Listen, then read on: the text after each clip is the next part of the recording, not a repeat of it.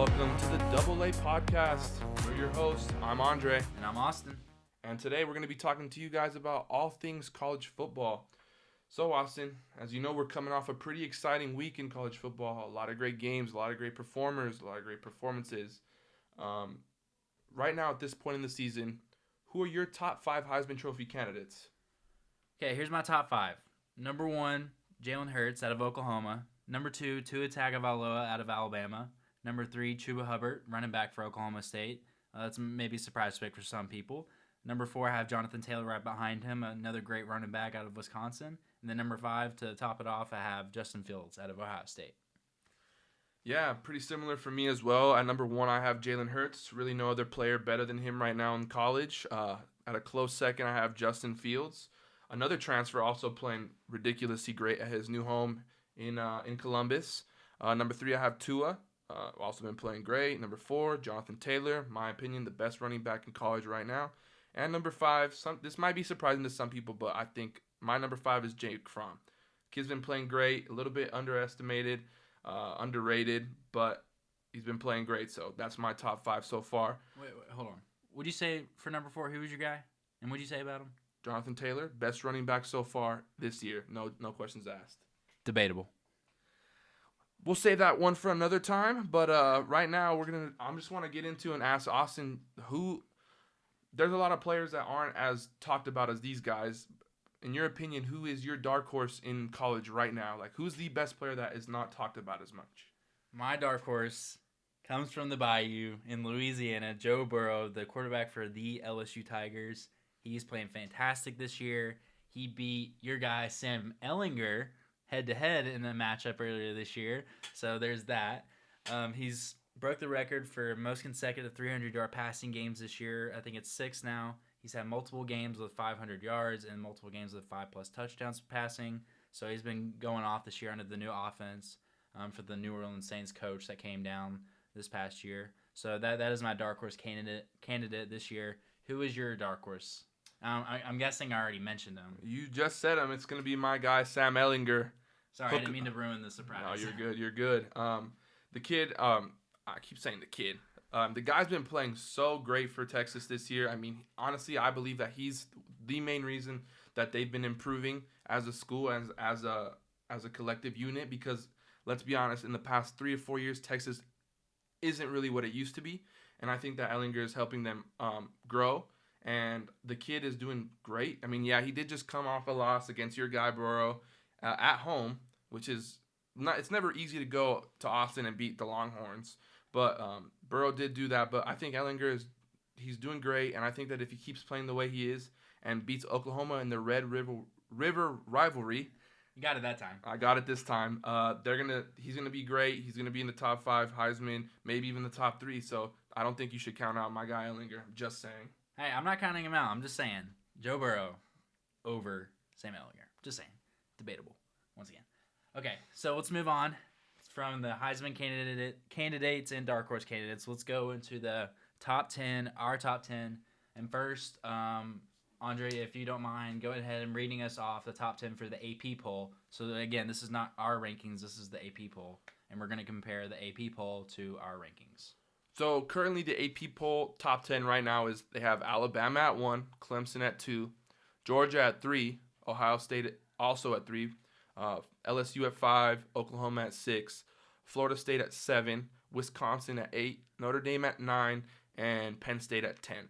So I'm going to give you guys mine now. It's not a whole lot different. Most of the teams are in it, but just kind of in a different order for me. Just based on what I've seen this season and how I believe teams have been playing.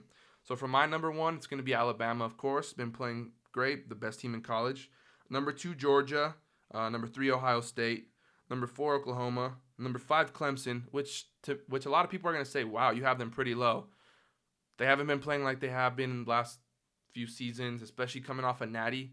They've honestly are on a decline right now, which is pretty crazy because, you know, everyone thought that they were going to continue on the pace that they were at last season, but that just hasn't been the case.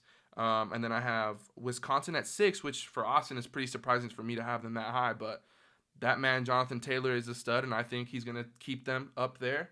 And with LSU at number 7, Florida at number 8, coming off a great win against Auburn. My guy Ellinger and Texas at number 9, and then Penn State at number 10. So that's my top 10 right now. And Austin, I just want to know yours. All right, that's a good top 10, man. Mine's a little bit different. And I have my top 10 written down here, and I was about to read it off, but I forgot there's one team that I forgot to even put in the top 10, so I'm going to put them in, and you'll see that coming up. So number 1, I have Ohio State, the Buckeyes. They've been going off this year. Justin Fields, we already talked about him, and then Chase Young on the other side has been causing quarterbacks to go crazy in the backfield. Number 2, I have Bama. Number 3, I have Georgia. 4, LSU. 5, Oklahoma. Clemson I have even lower at 6, which may be even more of a surprise. But anyhow, number 7, I have Wisconsin. Number 8, I have Florida. And then I'm going to put number 9, I'm going to put Notre Dame at number 9. And then Texas at 10. Just because I had Penn State at number 10. So originally I had Florida at 8, Texas at 9, Penn State at 10. But I realized Penn State hasn't really played anybody yet. Notre Dame played a really good game against Georgia on the road. Texas is, we already talked about them playing LSU. I just think at this point, if they went head-to-head, I think I would have to give the edge to Notre Dame just a little bit. Just a little bit. But that's my top 10.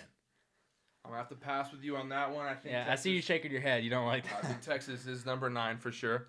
But enough about that. I want to go ahead and ask you, we're already, 7 weeks into the college season, 6 weeks? It's going by pretty fast, and the playoffs are going to be here in no time. So I want to ask you right now, if the playoffs started tomorrow, who would be your top 4 team? Top 4 teams. Okay. So the way I'm going to do this, I'm going to do it like bracket style. So I'm not going to give you, the normal order of like 1, 2, 3, 4. I'm going to go 1, 4, 2, 3. So 1 versus 4 matchup, I have number 1, Bama versus Oklahoma for the second straight year in the semifinals. That's going to be a really interesting matchup. Jalen Hurts against his former team, Bama, Nick Saban. That's going to be very exciting. And I honestly don't know who would win that game right now. Just because Oklahoma's offense is so high-powered that no one can stop it. And let's be honest, Bama's defense hasn't been great this year. They haven't really played anybody. But, against South Carolina, you saw those times where they didn't look that good. So yeah, that's my matchup there. And then 2 and 3, I have number 2, Clemson. I know I have them number 6 in the AP poll right now. But I feel like after this bye week, they're going to start turning things around. Dabo Swinney's just a really good coach. And I feel like Trevor Lawrence is going to turn it around. I feel like he hasn't been the Heisman candidate we've hoped to see him as this year. And I feel like he's going to turn it around. And then number 3, I have Georgia. So Clemson and Georgia facing off. That's used to be a pretty heated rivalry, and then they stopped a couple years ago. So that's going to rejuvenate there in the semis. But yeah, that's my college football playoff. What's yours, Andre? So it's similar to yours. It's gonna be for me. It's gonna be Alabama first. Then same as you. They're gonna be playing Oklahoma, who I have at number 4. And to be honest, I think, like you said, Oklahoma's defense has been unstoppable. Offense has been unstoppable, and then Alabama's defense hasn't been playing as well as they have in the past. So it's gonna be a really tough game. But I honestly believe Oklahoma will win that game. I think Jalen Hurts.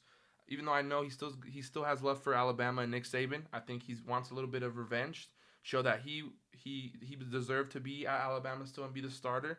But obviously he's at Oklahoma now, and I think he's gonna edge Nick Saban and the Crimson Tide. And then for the other game, I have Ohio State playing Georgia. I have Georgia at number 2, but I think Ohio State might take that. Justin Fields, also another transfer coming from Georgia, might come out and beat Jake Fromm and the Bulldogs. So like I said, it's going to be Alabama, Oklahoma, with Oklahoma coming out on top, and Ohio State versus Georgia, with Ohio State barely beating Georgia. I think that might be the game of the year, to be honest. So we'll see how that pans out when the time comes. Well, that just sums up this episode of the AA Podcast. I'm Austin. And I'm Andre. And we'll see you guys next time. Peace. Let's go.